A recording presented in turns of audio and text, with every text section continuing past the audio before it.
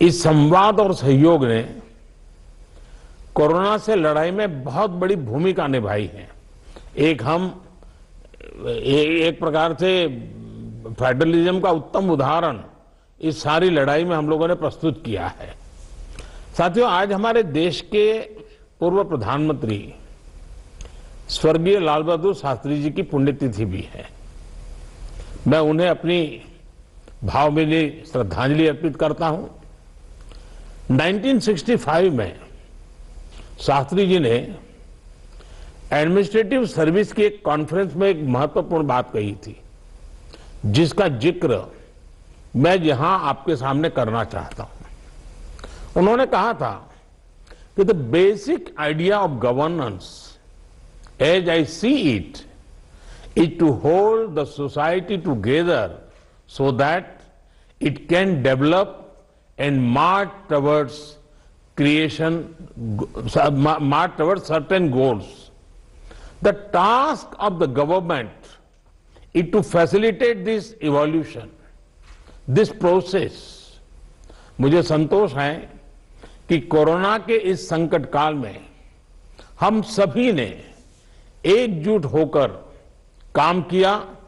जो सीख लाल बहादुर शास्त्री जी ने दी थी, उसी पर चलने का हम सब ने प्रयास किया और इस दरमियान संवेदनशीलता के साथ त्वरित फैसले भी किए गए, जरूरी संसाधन भी जुटाए गए और देश की जनता को निरंतर हम लगातार जागरूक भी करते रहे। और आज इसी का परिणाम है कि भारत में कोरोना का संक्रमण वैसा नहीं है और न ही वैसा फैला है जैसा दुनिया के अन्य देशों में हमने देखा है। जितनी घबराहट और चिंता 7-8 महीने पहले देशवासियों में थी, अब लोग उससे बाहर निकल चुके हैं। ये अच्छी स्थिति है, लेकिन केयरलेस न हो जाए, ये भी हमें चिंता करनी है। देशवासियों में बढ़ते विश्वास का प्रभाव आर्थिक गतिविधियों पर भी सकारात्मक रूप से दिखाई दे रहा है। मैं आपके राज्य प्रशासन की भी दिन रात जुटे रहने के लिए प्रशंसा करता हूं। साथियों, अब हमारा देश कोरोना के खिलाफ लड़ाई में एक निर्णायक चरण में प्रवेश कर रहा है। ये चरण है वैक्सीनेशन का। जैसे यहां जिक्र हुआ, 16 जनवरी से हम दुनिया का सबसे बड़ा टीकाकरण अभियान शुरू कर रहे हैं। ये हम सभी के लिए गौरव की बात है कि जिन 2 वैक्सीन को इमरजेंसी यूज ऑथराइजेशन दिया गया है, वो दोनों ही मेड इन इंडिया है। इतना ही नहीं, 4 और वैक्सीन प्रोग्रेस में है। और ये जो मैं करीब 60-70% काम पहले राउंड का होने के बाद बैठने की चर्चा इसलिए करता हूं कि उसके बाद और वैक्सीन भी आ जाएगी, और जब और वैक्सीन आ जाएगी तो हमें फ्यूचर का प्लान करने में वो भी एक बहुत बड़ी सुविधा रहेगी। और इसलिए सेकंड पार्ट इसका जो है, जो हम 50 से ऊपर वालों के लिए जाने वाले हैं, तब तक शायद हमारे पास और भी कुछ वैक्सीन आने की संभावनाएं हैं। साथियों, देशवासियों को एक प्रभावी वैक्सीन देने के लिए हमारे एक्सपर्ट्स ने हर प्रकार की सावधानियां बरती हैं और अभी साइंटिफिक कम्युनिटी की तरफ से विस्तार से हमें बताया भी गया है। और आपको मालूम होगा, मैं इस विषय में जब भी मुख्यमंत्रियों के साथ बात हुई, मैंने हमेशा एक ही जवाब दिया था कि इस विषय में हम जो भी निर्णय करना होगा वो साइंटिफिक कम्युनिटी जो कहेगी वो ही हम करेंगे। साइंटिफिक कम्युनिटी को ही हम फाइनल वर्ड मानेंगे और हम उसी प्रकार चलते रहे हैं। कई लोग कहते थे, देखिए दुनिया में वैक्सीन आ गई, भारत क्या कर रहा है, भारत सो रहा है, इतने लाख हो गया, इतना हो गया, भारत कुछ, ऐसी भी चिल्लाहट हुई।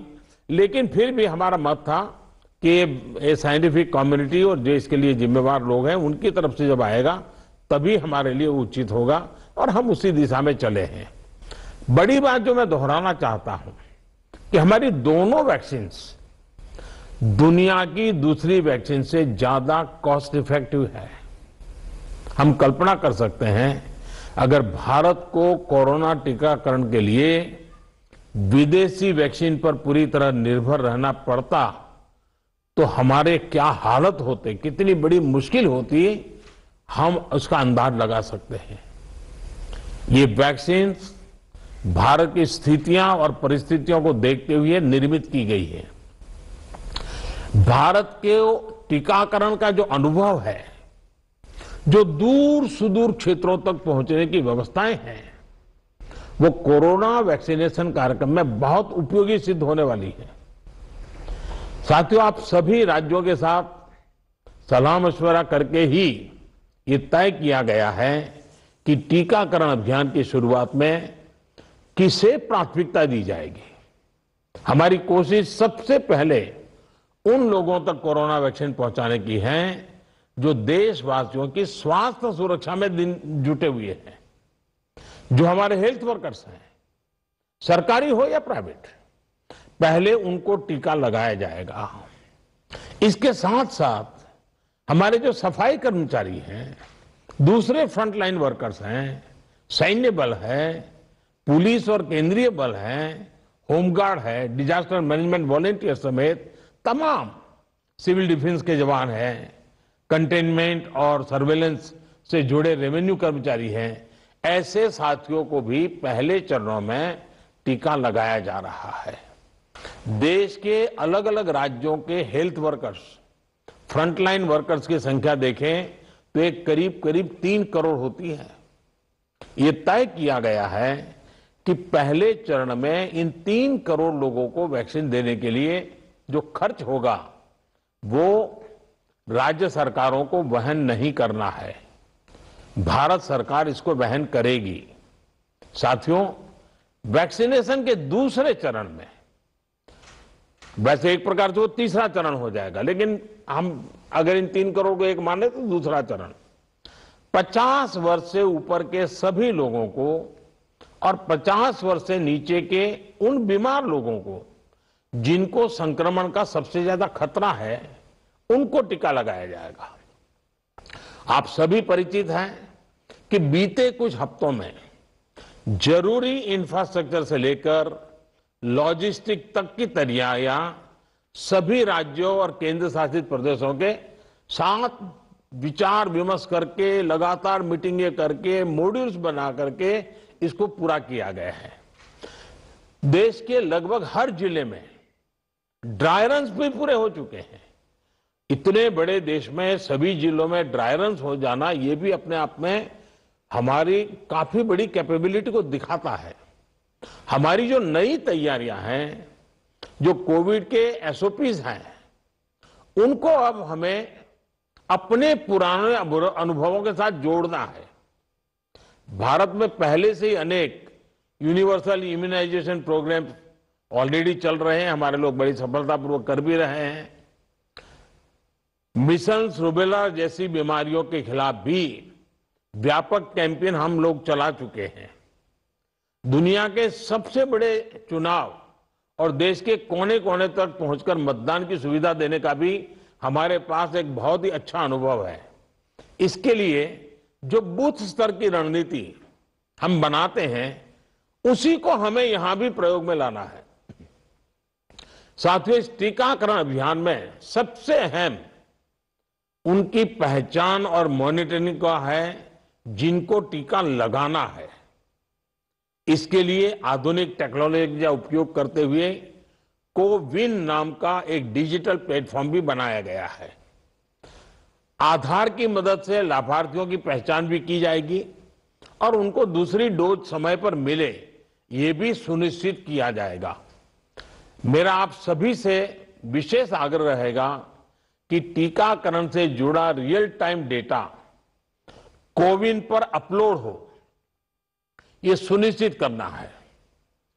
इससे जरा सी चूक भी इस मिशन को नुकसान पहुंच सकता है।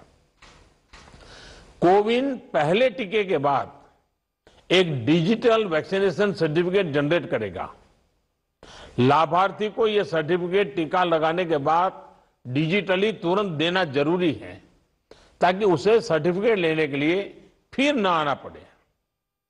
किसको टीका लग चुका है ये तो इस सर्टिफिकेट से पता चलेगा ही, साथ ही दूसरी डोज उसको कब लगेगी इसके रिमाइंडर के रूप में भी ये काम करेगा। दूसरी डोज के बाद फाइनल सर्टिफिकेट दिया जाएगा।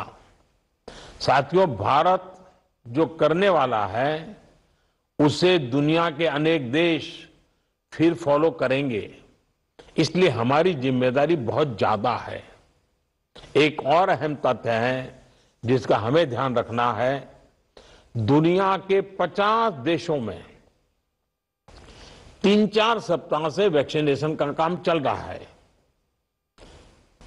करीब करीब 1 महीना हुआ, लेकिन अब भी करीब करीब 2.5 करोड़ लोग ही वैक्सीन हो पाई है पूरी दुनिया में। उनकी अपनी तैयारियां हैं, उनका अपना अनुभव है, उनका सामर्थ्य है, वो अपने तरीके से कर रहे हैं। लेकिन अब भारत में हमें अगले कुछ महीनों में ही लगभग 30 करोड़ आबादी के टीकाकरण का लक्ष्य हासिल करना है। इस चुनौती का पूर्वानुमान लगाते हुए ही बीते महीनों में भारत ने बहुत व्यापक तैयारियां की हैं। कोरोना की वैक्सीन से अगर किसी को कुछ असहजता होती है तो उसके लिए भी जरूरी प्रबंध किए गए हैं। यूनिवर्सल इम्यूनाइजेशन प्रोग्राम में पहले से ही इसके लिए एक मैकेनिज्म हमारे पास रहता है। कोरोना टीकाकरण के लिए इसको और मजबूत किया गया है। साथियों, वैक्सीन और टीकाकरण की इन बातों के बीच हमें यह भी याद रखना है कि कोविड से जुड़े जो प्रोटोकॉल हम फॉलो करते आ रहे हैं उनको इस पूरी प्रक्रिया के दरमियान भी बनाए रखना है। थोड़ा सा भी लूजनेस नुकसान कर सकता है। और यही नहीं, जिनको टीका लगाया जा रहा है वो भी संक्रमण को रोकने के लिए जो सावधानियां हम लेते रहे हैं उनको फॉलो करते रहे। ये सुनिश्चित करना ही होगा। एक और बात जिस पर हमें बहुत गंभीरता से काम करना है, हर राज्य, हर केंद्र शासित प्रदेश को ये सुनिश्चित करना होगा कि अफवाहों पर, वैक्सीन से जुड़े अपप्रचार को कोई हवा न मिले। इफ्स और बट्स से बात नहीं होनी चाहिए। देश और दुनिया के अनेक स्वार्थी तत्व हमारे इस अभियान में रुकावट डालने की कोशिश कर सकते हैं। कॉरपोरेट कंपटीशन भी इसमें आ सकती है, कंट्री का प्राइड के नाम से भी आ सकता है, बहुत सी चीजें हो सकती हैं। ऐसी हर कोशिश को देश के हर नागरिक तक सही जानकारी पहुंचाकर हमें नाकाम करना है। इसके लिए हमें धार्मिक और सामाजिक संस्थाओं, एनवाईके हो, एनएसएस हो, सेल्फ हेल्प ग्रुप्स हो, प्रोफेशनल बॉडीज हो, रोटरी, लायंस क्लब जैसे संस्थाएं हो, रेड क्रॉस जैसी संस्थाएं हो, इन सबको हमने साथ जोड़ना है। जो हमारी रूटीन स्वास्थ्य सेवा है, जो दूसरे टीकाकरण अभियान, वो भी ठीक से चलते रहें, इसका भी हमने ध्यान रखना है। क्योंकि हमें मालूम है कि हम 16 को शुरू कर रहे हैं, लेकिन हमारे 17 को एक रूटीन वैक्सीन का भी डेट है। तो इसलिए हमारा जो रूटीन वैक्सीन का काम चलता है वो भी कहीं डैमेज नहीं होना चाहिए। आखिरी में एक और गंभीर विषय के बारे में आपसे जरूर बात करना चाहता हूं। देश के 9 राज्यों में बर्ड फ्लू की पुष्टि हुई है। ये राज्य हैं केरला, राजस्थान, हिमाचल प्रदेश, गुजरात, हरियाणा, उत्तर प्रदेश, मध्य प्रदेश, दिल्ली और महाराष्ट्र। बर्ड फ्लू से निपटने के लिए पशुपालन मंत्रालय द्वारा कार्य योजना बनाई गई है, जिसका तत्परता से पालन आवश्यक है। इसमें डिस्ट्रिक्ट मजिस्ट्रेट की भी बड़ी भूमिका है। मेरा आग्रह है कि प्रभावित राज्यों के मुख्यमंत्री साथी भी मुख्य सचिवों के माध्यम से सभी डिस्ट्रिक्ट मजिस्ट्रेट का मार्गदर्शन करें। जिन राज्यों में अभी बर्ड फ्लू नहीं पहुंचा है, वहां की राज्य सरकारों को भी पूरी तरह सतर्क रहना होगा। हमें सभी राज्यों, स्थानीय प्रशासन को वाटर बॉडीज के आसपास, पक्षी बाजारों में, जू में, पोल्ट्री फार्म, इत्यादि पर निरंतर निगरानी रखनी है ताकि पक्षियों के बीमार होने की जानकारी प्राथमिकता पर मिले। बर्ड फ्लू की जांच के लिए जो लेबोरेटरीज हैं वहां समय पर सैंपल भेजने सही स्थिति का जल्दी पता लगेगा और स्थानीय प्रशासन भी उतनी ही तेजी से कार्रवाई कर पाएगा। वन विभाग हो, स्वास्थ्य विभाग, पशुपालन विभाग के बीच जितना अधिक कोऑर्डिनेशन होगा उतनी ही तेजी से हम बर्ड फ्लू के नियंत्रण में सफल होंगे। बर्ड फ्लू को लेकर लोगों में अफवाहें न फैलें, इसे भी हमें देखना होगा। मुझे पूरा विश्वास है कि हमारे एकजुट प्रयास हर चुनौती से देश को बाहर निकालेगा। मैं फिर एक बार आप सबका बहुत आभारी हूं और 60% काम होने के बाद हम दोबारा एक बार बैठ करके रिव्यू करेंगे। उस समय जरा विस्तार से भी बात करेंगे और तब तक कुछ नई वैक्सीन आ जाए तो उसको भी हम संज्ञान में लेकर के आगे की अपनी रणनीति बनाएंगे। बहुत बहुत धन्यवाद आप सबका। पंतप्रधान नरेंद्र मोदी आपण बघितलं देशातल्या सर्व मुख्यमंत्र्यांशी ते संवाद साधत होते। काही महत्त्वाच्या बाबी त्यांनी नमूद केलेल्या आहेत। कोरोना काळात सगळ्यांनी एकजुटीने काम केलं असं म्हणत त्यांनी कौतुक केलेलं आहे। 16 जानेवारीपासून देशभरात लसीकरणाला आता सुरुवात होते। जगातलं सगळ्यात मोठं लसीकरण, जगातली सर्वात मोठी लसीकरण मोहीम आता भारतात सुरू होणार आहे। पहिल्या टप्प्यामध्ये 3 कोटी कर्मचाऱ्यांना लस दिली जाईल। सगळ्या कोविड वॉरियर्सला पहिल्यांदा लस मिळेल। केंद्र सरकार लसीकरणाचा खर्च उचलणार आहे। आताची ही एक मोठी बातमी आहे। लसीकरणाचा खर्च सरकारकडून दिला जाईल। लसीच्या अफवांना रोखण्याचं मोठं आव्हान सध्या समोर असल्याचं देखील मोदी म्हणाले। राज्यांनी अफवांवरती नियंत्रण मिळवावं अशा सूचना देखील त्यांनी राज्यांना केल्यात। अफवा रोखण्यासाठी स्वतंत्र यंत्रणा उभारा असं म्हणतात पंतप्रधान मोदी। राज्यांनी सामाजिक संस्थांची मदत घ्यावी असं देखील ते म्हणाले। सर्वात आधी कोरोना योद्ध्यांना लस दिली जाईल। जवळजवळ 3 कोटी जण हे कोरोना योद्धा आहेत ज्यांना सगळ्यात पहिली लस दिली जाणार आहे।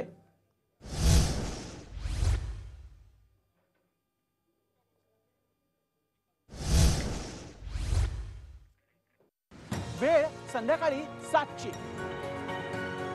देश महाराष्ट्राची महत्त्वाची खबरबात जाणून घ्यायची। देश आणि महाराष्ट्राच्या मोठ्या बातम्यांचं बुलेटिन देश महाराष्ट्र रोज संध्याकाळी 7 वाजता। TV9 मराठी, काळजी तुमची, हित महाराष्ट्राचं।